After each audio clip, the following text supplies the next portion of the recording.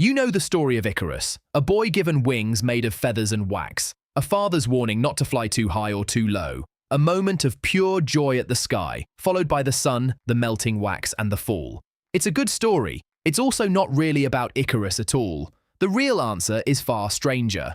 Almost every culture on Earth, separated by oceans, mountains, and thousands of years with no contact between them, independently invented some version of this exact same warning. And that's not a coincidence, that's a signal. Think about the shape of the Icarus myth for a second. A young person is given power or knowledge they didn't earn through experience. An authority figure gives a clear, specific warning. The young person ignores it in a moment of overconfidence. Disaster follows immediately. Now hold that shape in your mind, because you're about to see it again and again in places that had no way of copying it from Greece. In the book of Genesis, Adam and Eve are given one instruction in an entire garden of abundance: don't eat from a single tree. They're warned directly. They ignore it anyway, driven by curiosity and the promise of something more. The consequence is immediate and permanent. Swap the wings for fruit and the sun for divine knowledge, and you're looking at the same underlying structure.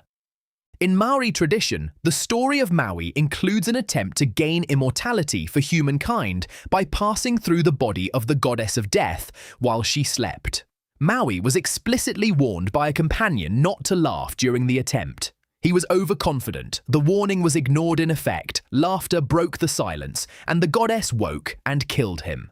Different continent, different gods, same architecture, a warning, overconfidence, and a fall. Look at Prometheus, another Greek figure, but a very different one from Icarus. He steals fire from the gods to give to humanity, defying a direct boundary set by Zeus. The punishment is severe and eternal. Look at Norse mythology, where Loki's constant boundary crossing and refusal to heed warnings eventually triggers consequences that ripple through the entire pantheon. Look at countless flood myths across cultures from Mesopotamia to Mesoamerica, where humanity's arrogance or refusal to respect divine limits triggers catastrophic consequence. Anthropologist and folklorist Alan Dundes spent much of his career studying why certain story structures appear independently across unrelated cultures, and he argued that these repeated patterns aren't accidental borrowing. They reflect what he called universal narrative structures, story shapes that emerge because they solve a recurring human problem, regardless of who's telling the story or where. So what problem is the Icarus shape actually solving? To understand that, you need to look not at storytelling, but at brain development. Neuroscientist Sarah Jane Blakemore has spent years studying adolescent brain development, and her research on the prefrontal cortex reveals something critical. This is the brain region responsible for weighing long-term consequences, regulating impulses, and assessing risk carefully. In adolescence specifically, the prefrontal cortex is still actively developing, often not reaching full maturity until the mid-20s.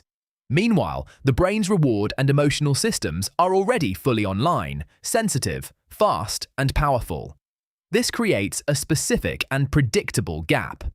Young people are neurologically primed to feel the pull of reward and excitement powerfully, while their capacity to fully weigh long-term risk is still under construction. This isn't a flaw, it's a feature with a purpose. Adolescents throughout human history needed to take risks. They needed to explore new territory, challenge existing social hierarchies, and try new approaches that older, more risk-averse adults might avoid. A species where young people never took chances would also be a species that never adapted, explored, or innovated fast enough to survive changing conditions. But that same risk appetite, unmoderated, could also get someone killed before they passed on genes or knowledge to the next generation. Here's where the myth becomes something more than entertainment. If every generation of humans faces this same neurological gap between reward sensitivity and risk calculation, then every human culture faces the same practical problem. How do you give young people crucial knowledge about catastrophic risk before they've personally experienced enough catastrophes to learn it the hard way? You can't just tell a teenager that overconfidence is dangerous in the abstract. That message doesn't stick. But you can hand them a story, a specific, vivid, emotionally memorable scenario. A boy given wings, A direct warning from someone who loves him, a moment where the thrill of flying feels more real than the danger of the sun, and then the fall. Psychologist Jerome Bruner, who studied how humans think in narrative form, argued that story isn't just a container for information, it's how human cognition naturally organizes experience, especially experience about consequences that haven't happened to you personally yet. A warning wrapped in narrative recruits emotion, memory, and imagination simultaneously in a way that a flat statement of fact never can. This means the myth of Icarus was never really failing to teach a lesson about wax and feathers. It was solving an evolutionary transmission problem. How do you install caution about catastrophic overconfidence into a developing brain that is neurologically wired to underweight exactly that kind of risk? You give it a story so emotionally vivid that the warning survives even when the listener's prefrontal cortex isn't yet fully equipped to calculate the danger on its own. And that explains why this same shape appears everywhere. Every culture, regardless of geography or era, had to solve the exact same neurological problem.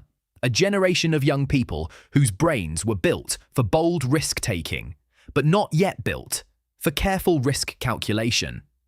The story of a warned, overconfident youth who falls wasn't invented once and spread.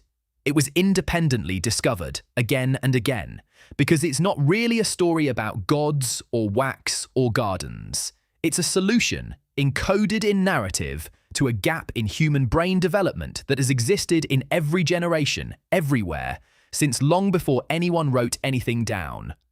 So the next time you hear a parent warn a teenager not to do something reckless, or catch yourself ignoring a warning you know is reasonable because the reward feels too immediate to resist, remember what's actually happening underneath. You're not just being stubborn, and they're not just being cautious. You're both playing out the oldest, most universal story humans have ever told, one that was never really about the sun at all.